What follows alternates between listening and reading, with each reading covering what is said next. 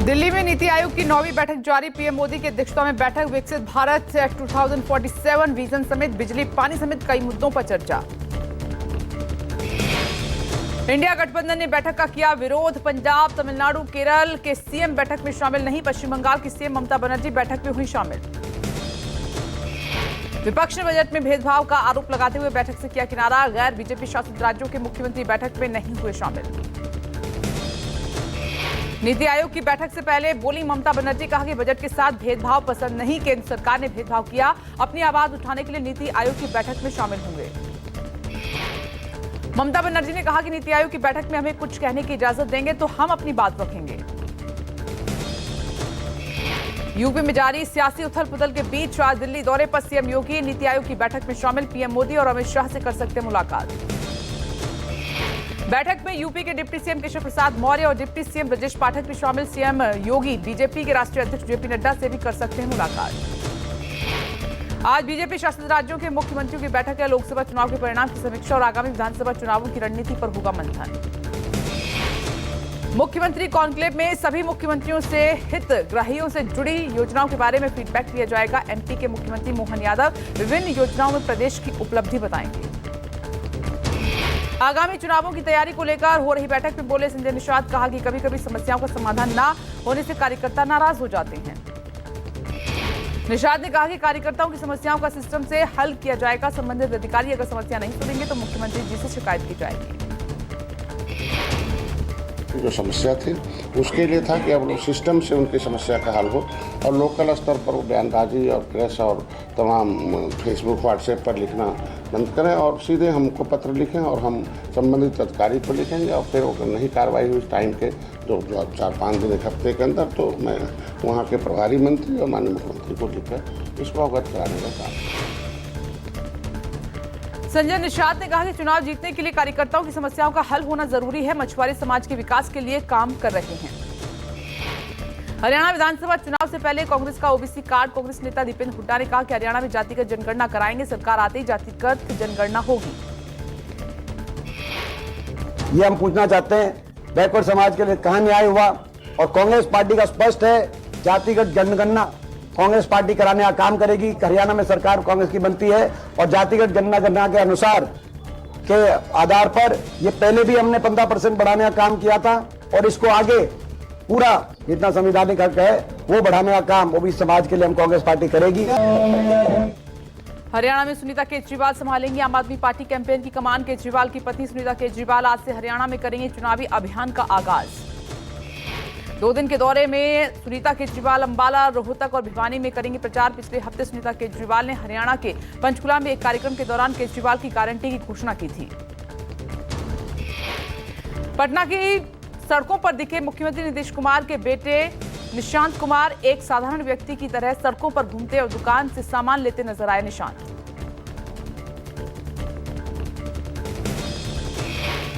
CM Nitish के बेटे पटना के एक दुकान पर स्पीकर खरीदने के लिए पहुंचे थे। पहली बार मीडिया से हुए मुखातिब, कहा कि मैं आध्यात्मिक दृष्टिकोण से खरीदारी करने निकला हूं। मोबाइल पर हरे रामा और हरे कृष्णा सुनता हूं।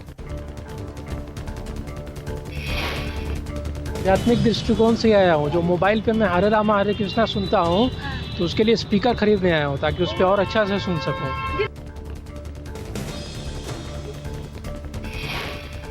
सपा अध्यक्ष अखिलेश यादव ने UP deputy CM KP Maurya पर फिर कसा तंज। कहा कि केशव प्रसाद मौर्य दिल्ली वाईफाई का पासवर्ड है। उप मुख्यमंत्री को बताया दिल्ली का मोहरा। अखिलेश यादव के बयान पर केशव प्रसाद मौर्य ने भी किया पलटवार। दलित और पिछड़ों के विरोधी अखिलेश यादव कांग्रेस का मोहरा बन चुके हैं। मौर्य ने 2027 में भी बीजेपी के ही आने का दावा किया। यूपी बीजेपी में सियासी खींचतान पर बीजेपी प्रदेश अध्यक्ष भूपेंद्र चौधरी का बड़ा बयान। राज्य में नेतृत्व बदलाव से 2 टूक इनकार। पार्टी की एक के बाद एक बैठकों पर बोले सांगठनिक और चुनावी मसलों पर हो रहा है मंथन। मानहानि मामले में Rahul Gandhi Sultanpur MP MLA court में हुए पेश। अमित शाह पर बयान को लेकर मानहानि के केस में अब 12 अगस्त को होगी अगली सुनवाई। राहुल गांधी ने अपने ऊपर लगे आरोपों से किया इनकार। यूपी के सुल्तानपुर दौरे पर आए राहुल गांधी ने लखनऊ लौटते हुए अचानक कुरेभार के नगर चौराहे पर रुके और रामचैत मोची की दुकान पर अपने जूते की खुद की मरम्मत। रामचैत से बातचीत कर ली, उनके साथ सेल्फी। नीति आयोग की बैठक में हिस्सा लेने के लिए दिल्ली पहुंची पश्चिम बंगाल की मुख्यमंत्री ममता बनर्जी पहले केजरीवाल के घर पहुंची। ममता ने केजरीवाल की पत्नी सुनीता केजरीवाल से मुलाकात की, परिवार का हालचाल जाना। आरजेडी एमएलसी सुनील सिंह की सदस्यता खत्म। नीतीश कुमार की मिमिक्री मामले में हुई कार्रवाई। बिहार विधान परिषद की आचार समिति ने माना दोषी। राबड़ी देवी बोली, तानाशाही और अहंकार में है सरकार। मुंबई में बीजेपी के पूर्व विधायक रमेश कुठे शिवसेना उद्धव गुट में हुए शामिल। शुक्रवार को उद्धव ठाकरे की मौजूदगी में कुठे ने किया ज्वाइन। 2018 में शिवसेना छोड़ बीजेपी में हुए थे शामिल।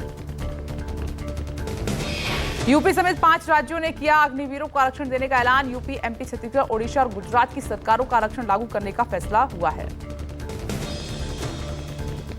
ऐलान के तहत अग्निवीरों को यूपी पुलिस और पीएससी बल में मिलेगा वेटेज। राज्य पुलिस बल में 10% आरक्षण और 5 साल उम्र में छूट मिलेगी। गुजरात सरकार अग्निवीरों को आर्म्ड पुलिस एसआरपी की भर्ती में देगी आरक्षण। कल अग्निपथ विरोधियों पर बरसे थे पीएम मोदी। जम्मू और कश्मीर के कुपवाड़ा में आतंकियों से मुठभेड़। सुरक्षा बलों ने एक आतंकी को ढेर किया। मुठभेड़ के दौरान मेजर समेत 4 जवान घायल हुए। गोलीबारी में सेना का एक जवान शहीद हुआ है। पुलिस और सुरक्षा बलों की संयुक्त टीम को क्षेत्र में आतंकवादियों की मौजूदगी की सूचना मिली थी और इसके बाद संयुक्त टीम ने तलाशी अभियान शुरू किया। यूपी में करप्शन के खिलाफ योगी सरकार का एक्शन जारी है। बलिया के बाद वाराणसी, बाराबंकी, संत कबीरनगर, फतेहपुर और महाराजगंज में भी कार्रवाई। वाराणसी में लूटकांड में शामिल चौकी इंचार्ज गिरफ्तार। बाराबंकी में सरकारी दफ्तरों में छापेमारी, 15 दलाल गिरफ्तार। करगिल विजय दिवस की 25वीं वर्षगांठ पर द्रास में पीएम मोदी ने वॉर मेमोरियल जाकर शहीदों को श्रद्धांजलि दी। शहीद जवानों के परिजनों से मुलाकात की। पाकिस्तान को लेकर भरी हुंकार, कहा कि आतंकियों के आका हमेशा हारेंगे। अग्निबाज स्कीम पर पीएम मोदी ने विपक्षी नेताओं पर करारा वार किया। कहा कि मेरे लिए देश सर्वोपरि है। योजना पर सवाल वे उठा रहे हैं जिन्होंने सेना के नाम पर हजारों करोड़ों के घोटाले किए हैं। भारत पाकिस्तान एलओसी पर एंटी टनल सर्च ऑपरेशन। सामा सेक्टर में मिली सुरंग, पूरे इलाके में सेना कर रही है गहन तलाशी। सरकार ने लोकसभा में रेल दुर्घटनाओं पर पेश की विस्तृत रिपोर्ट। साल भर में हुए 1129 रेल हादसों के लिए इंजीनियरिंग और ऑपरेटिंग विभाग की बड़ी लापरवाही सामने आई। ड्राइवरों की गलती से हुए 149 हादसे।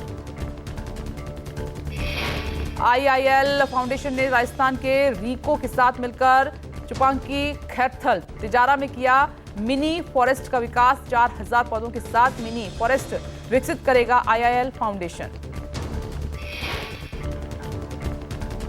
प्रोजेक्ट का उद्घाटन इंसेक्टिसाइड्स इंडिया के मैनेजिंग डायरेक्टर राजेश अग्रवाल ने किया। कहा कि हमारा मकसद खुली जगह को ऑक्सीजन बैंक में बदलकर एक सुंदर वातावरण बनाना है।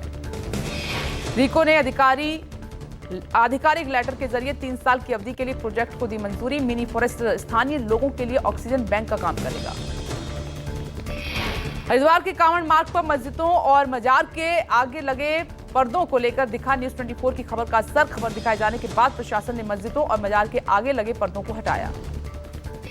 कांवड़ मार्ग पर मस्जिदों और मजार को ढक दिया गया था। प्रशासन ने पर्दे हटाकर हिंदू मुस्लिम एकता का संदेश दिया। स्थानीय लोगों में खुशी का माहौल है। नवी मुंबई में गिरी 3 मंजिला इमारत। शहबाज में गिरी 3 मंजिला इमारत। मलबे में कई लोगों के दबे होने की आशंका। एनडीआरएफ, पुलिस और नगर पालिका की टीमें रेस्क्यू में जुटी हैं। मलबे से लोगों को निकालने का काम जारी है। अब तक 52 लोगों को मलबे से बाहर निकाला गया है। मलबे में अभी भी 2 लोगों के दबे होने की आशंका है। उत्तराखंड में बारिश का कहर। टिहरी में बारिश लोगों पर आफत बनकर टूटी। भारी बारिश से जनजीवन अस्त व्यस्त हुआ है। भारी बारिश ने कई गांवों में जमकर कहर बरपाया। मूसलाधार बारिश के चलते टिहरी के घनसाली में लैंडस्लाइड हुआ है। भारी बारिश से एक मकान भूस्खलन की चपेट में आया। मकान में 2 लोग दबे। लैंडस्लाइड में कई मवेशियों की मौत हुई है। भूस्खलन से कई गांवों का संपर्क टूटा है। भारी बारिश से बालगंगा नदी रौद्र रूप में बह रही है। गुजरात में भारी बारिश, नदियां और बांधों के उफनने से कई गांवों में भरा पानी। विभिन्न गांवों में फंसे लोगों को रेस्क्यू कर सुरक्षित स्थानों पर पहुंचाया जा रहा है। वडोदरा, सूरत, भरूच और आणंद में भारी वर्षा, जनजीवन अस्त व्यस्त हुआ। कुछ जगहों पर लगातार हो रही बारिश के चलते स्कूलों और कॉलेजों में छुट्टी घोषित हो गई है।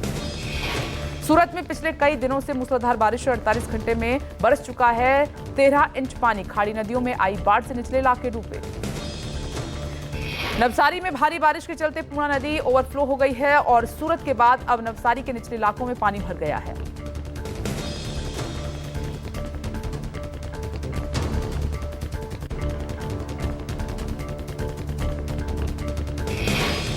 मुंबई, ठाणे और पालघर में भारी बारिश की चेतावनी जारी। ऑरेंज अलर्ट, रायगढ़ के लिए रेड अलर्ट, ठाणे में स्कूल और कॉलेज बंद। मुंबई के कई हिस्सों में कल 150 mm के पार बारिश दर्ज। सांताक्रूज में 158.2 mm और कांदिवली में 158 mm और दिंडोशी में 157.2 mm बारिश दर्ज की गई है।